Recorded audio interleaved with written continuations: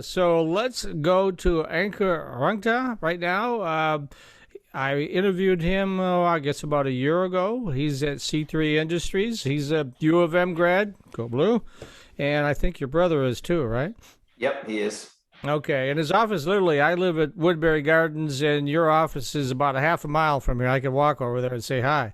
But we wanted to get you on the show today because I get a lot of press releases from a lot of folks out there, but I don't hear much from you guys. So this was also an opportunity for me to learn more about you and then share that with my audience. So why don't we start off a little bit with, I know you got a grow facility in Webberville, right? Yeah, that's right. And I think maybe we utilize press releases a little bit less than some of the other companies out there, which is maybe why you don't always hear about us that way. But yeah, we have a production facility in Webberville. This business was really started around a real passion for cannabis flower. The three co-founders of this business, believe strongly in sort of cannabis generally, but particularly in the flower category. We think it's the most exciting part of the business. It's what we're personally very passionate about. So that's really what we built the business around is producing really high quality flower and full spectrum concentrates. So we do that here in Michigan. We do it in Oregon as well. In Michigan, our products are in about 100 stores around the state. The brand is called Cloud Cover. So yeah, we're really excited about that part of what we do. We are expanding that facility. We just started construction on a 90,000 square foot expansion up there.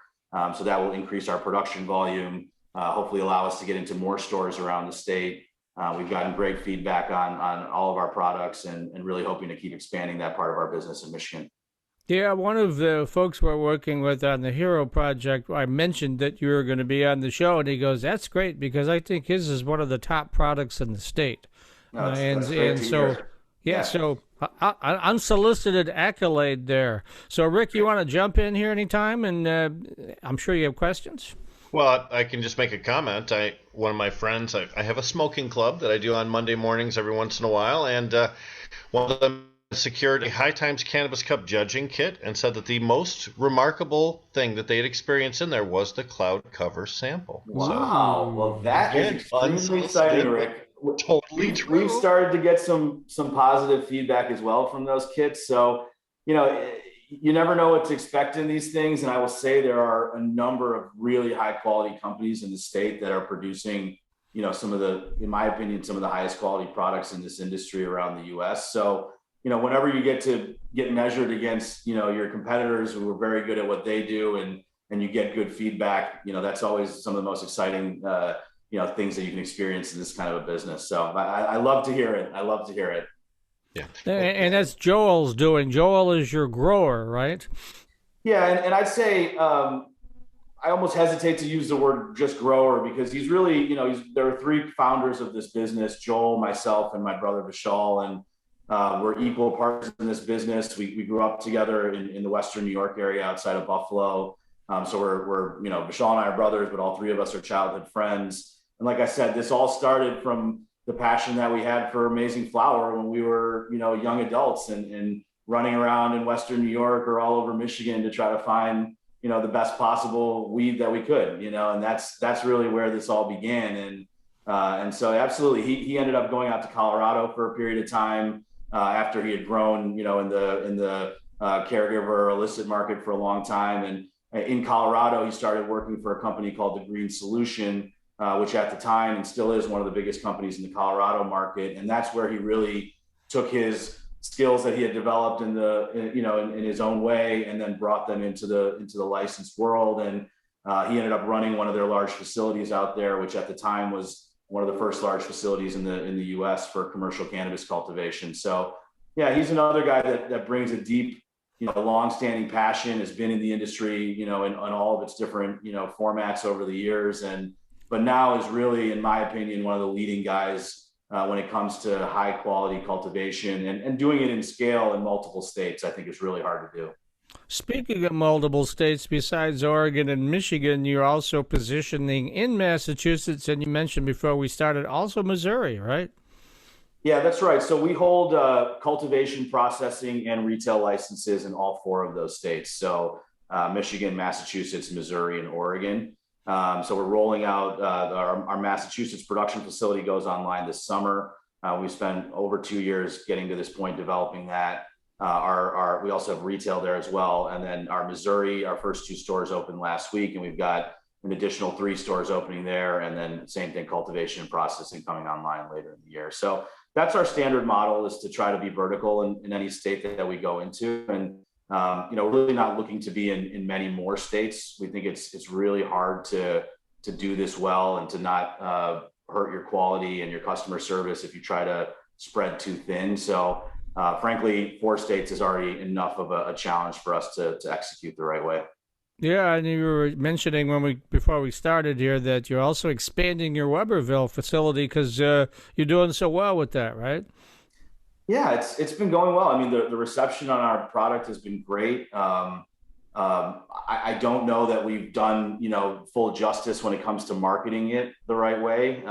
Candidly, that's an area that we're still developing more in our business. But I think the product quality, I think, is really has done a good job of speaking for itself. And so yeah, the reception's been great. Like I mentioned, we were chatting before the show started, we'd like to expand from the 100 stores that we're currently in. And so adding more volume will help that. And we're also continuing to open up more of our own retail stores. And so we do feel like more supply will make sense for us, because we produce currently about 700 pounds a month of biomass out of our existing Webberville facility. And that's a mix of flower and trim.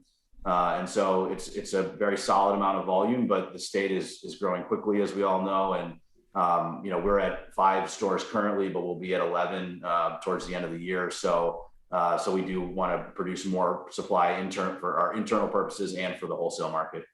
One of our co-hosts was a little tardy because she had to deal with her son. You know how kids are. So, Jamie, why don't you leap in? You might have some questions you'd like to ask Ankur. Hi, Jamie. Hi there. Nice to see you. I apologize for my tardiness. Tell us a little bit about the products that you guys have in the market currently. I was lucky enough to get my hands on one of the High Times judging kits for concentrate. And to be honest, I was really impressed with the products that you guys have in there. Awesome. Like, I think I had 4 samples and they were really great products. So tell us a little bit about what else you have. It's funny you should say that, because Rick said the same thing, but go ahead. So yeah, you guys before you came in, yeah, this is music to my ears. I mean, we love to hear great feedback like that. So as I mentioned earlier, it all started around flower, and that's kind of where our initial passion and what really brought us into this industry is wanting to produce great flower. And so we have a full line of flower products out in the market. I think we typically are producing, between 25 and 30 varieties that we kind of rotate through and try to keep regularly in the market. So that's a variety of indicas, sativas, hybrids. We have a great genetic library that my partner Joel has built up over the years. And we're not necessarily always, putting out the most current, newest genetics, which some of our, other peer firms are doing or companies are doing in Michigan. We're producing more of stuff that we've found over the years that we think is really solid, that has a great flavor profile, that we think, it's able to cultivate in a certain way, so we don't see production issues with it. So we've got, kind of a pretty solid approach that we take there. And then we've also got, as you mentioned, a full line of concentrate products out there, which we have just been getting an amazing reception. So that's shatters, wax, batter, sugars, THCA, diamonds. We produce a sauce that goes into a full spectrum sauce cart that's been really well received. So it's all about our biomass that we produce, and then the full spectrum concentrates that are derived from that biomass. So it's all within our same ecosystem, and we're trying to produce a really high quality biomass, and then hopefully really high quality concentrates will flow out of that. And so that's what we're doing, and it's really our plan to mostly stay in these categories. We're not experts in the distillate part of the world as much. We don't produce a high volume of edibles or other distillate products. And it's not because we don't want to or don't think that there's great opportunities there, but I think we have a good sense for what we're good at and what we're not as good at. So.